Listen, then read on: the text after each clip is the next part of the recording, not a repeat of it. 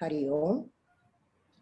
Shruti Smriti Purananam Alayam Karunalayam Namami Bhagavad Pada Shankaram Loka Shankaram.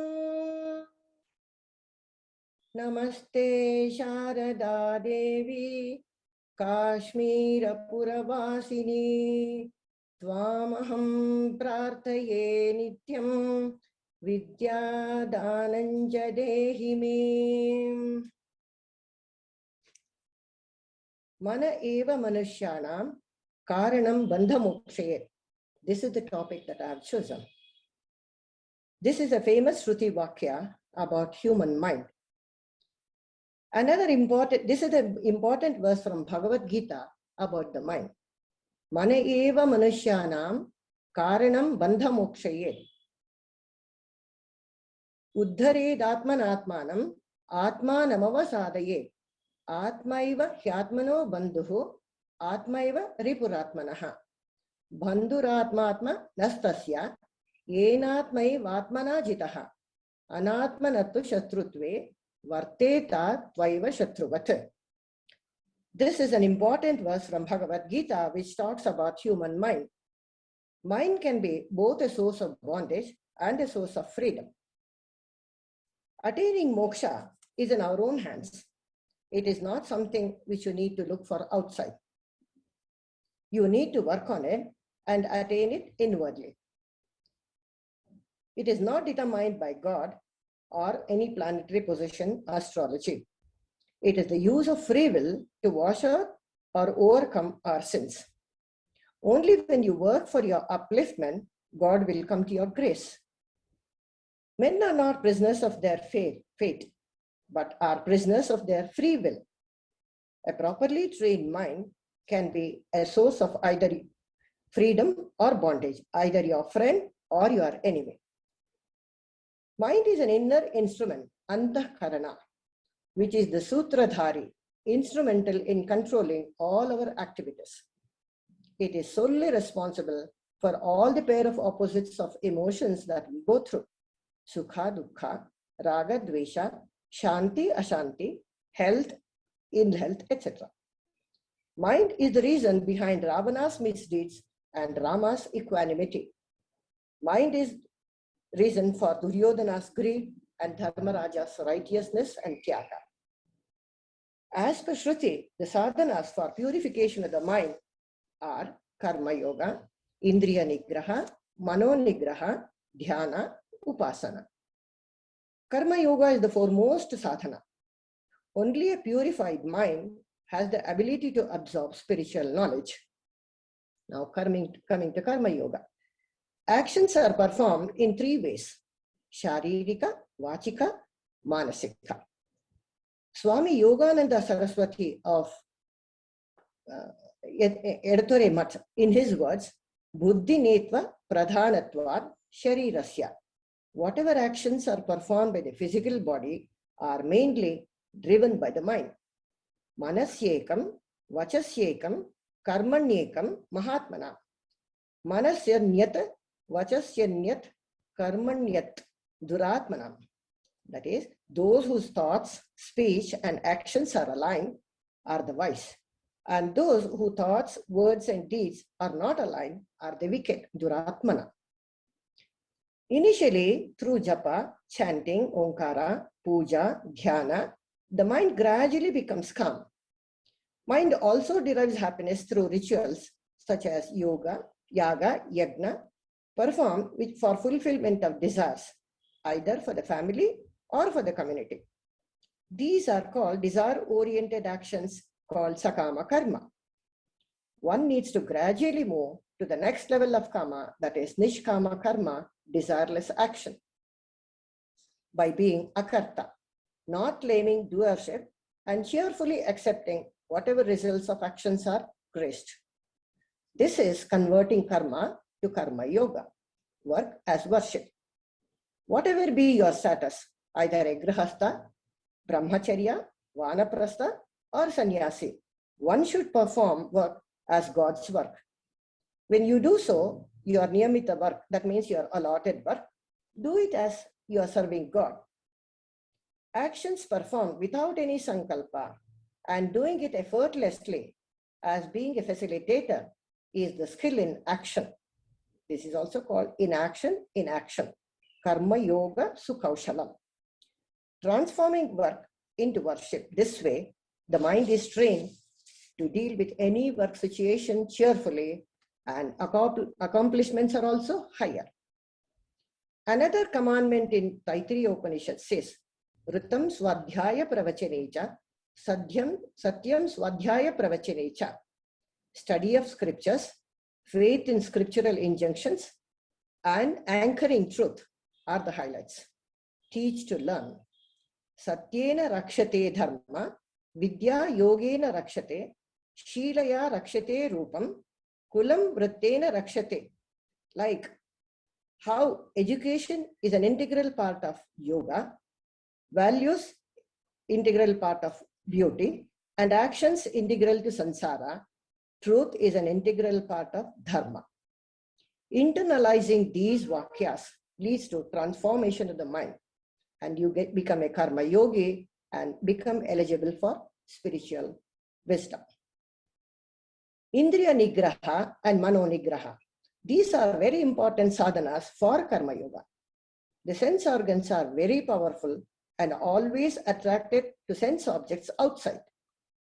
Mind directs the sense organs to do so. A wise person should, through restraint, practice detachment, like how the tortoise withdraws its limbs. Yada samharate jayam kurmongani va sarvashaha indriyani indriyarthebhyaha tasya prajna pratishtita. Such a person is a man of steady wisdom. Even though he is in the midst of samsara, he is unaffected by the situation, either favorable or unfavorable. Mind plays a very important role in karma and punarjanma. This is an eternal cyclic process. If the mind turns extrovert, it directs sense organs to reach out to sense objects. This leads to desire to acquire such an object. If fulfilled, it leads to more desires and more actions. If the desires are not fulfilled, it leads to frustration. So, desires leads to action, action yield results, either papa or punya, which in turn leads to punarjanma. Then again birth, and the same cyclic process continues. Through restraining the mind, the desires can be minimized. Only legitimate desires are allowed as per Shastra, and such actions are performed as karma yoga. And mind is disciplined and steady. Meditation is another important factor in directing the mind towards scriptural thoughts or Mahavakya Vichara. This is Vedantic meditation. The purpose of meditation is to discipline the mind so as to be made available to us whenever we want. The eightfold Ashtanga Yoga, Yama, Niyama, Asana, Pranayama, Pratyahara, Dharana, Dhyana, and Samadhi are aimed at disciplining the mind and the body. Yoga and pranayama are practiced to bring in coordination of the body, mind, and breath. Mind becomes calm, attains samatvam, universal identification. Thus, the mind learns to deal with the I want desire. Chapter 6 of Bhagavad Gita explains the various techniques of meditation. An unrefined mind, uneducated, spiritually not trained mind becomes mischievous, notorious, even dangerous at times. The same mind, when spiritually refined, becomes moral, introvert, noble, and divine. Ratha Kalpana is an often quoted illustration in Vedanta for mind control. Krishna Arjuna's chariot. The chariot is compared to physical body, horses as sense organs, reins compared to the mind, chariot as the intellect, and finally, the road is the destination, either freedom or bondage. Controlling the reins, the Ratha can reach the destination we want, either freedom or bondage. Bhakti is another integral part of all the above sadhanas. Without faith and devotion, all these practices are only superficial. constant practice of devotion through japa, dhyana, meditation helps the mind to anchor in self. By doing so, one does not depend on the world to seek happiness. He finds it within himself. Buddha said, mind plays an important role in shaping our destiny through thought process. His famous quote is as this: watch your thoughts, for they become your words. Watch out for your words, for they become your actions. Watch out for your actions, they become your habits. Watch out for your character, it becomes your destiny. So all these actions are done with awareness of the mind, which result in good destiny. Security, peace, happiness. These are the three fundamental needs of human life. All these three are well within us. There is no need for us to go in search of it outside. Spiritual journey is all about training the mind for mastery and achieving these three. A trained mind can be a source of accomplishment and creativity. An untrained mind can be a source of agitation and frustration. Swami Paramarthananda suggests an easy formula of FIR for self-assessment of how frequently I lose my equanimity, how intense it is, and how soon do I recover from it. It starts initially with mental disturbance. Then it affects speech when the words become harsh and unpleasant. And further intensity leads to physical assault. So, through mind refinement, recovery can be faster. This is frequency, intensity, and recovery. A well-quoted Subhashitam says, Yatha chittam tatha vacha, tatha vachas tatha kriya, chitte vachi kriya yankya sadhunam eka rupata. If the mind is good, words are good. If the words are good, deeds are good. These are the qualities of the wise. Chittasya suddhaye karma na vastu phalabhyate. Vastu siddhi vicharena na kinchit karma kotibihi. Karma performed as karma yoga alone can give chitta shuddhi. Three major obstacles in working on chitta shuddhi are desires, restless mind, and ignorance. If these three are conquered and handled through sadhanas, that is karma yoga, India mano nigraha, dhyana, upasana, then the mind is gradually ready to deal with worldly transactions and absorbs spiritual knowledge. Finally, Amrita Bindu Upanishad declares, the mind driven by dreams and desires can accomplish a lot, but only a quiet and desireless mind can achieve freedom.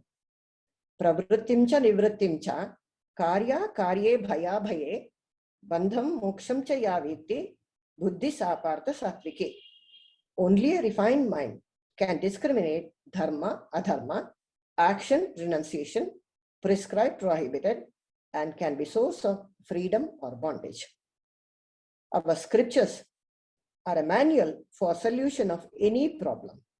We can refine the mind using these sadhanas and shrutis for handling worldly transactions as well as ethical, dharmic, and philosophical values. Hari Om, sir.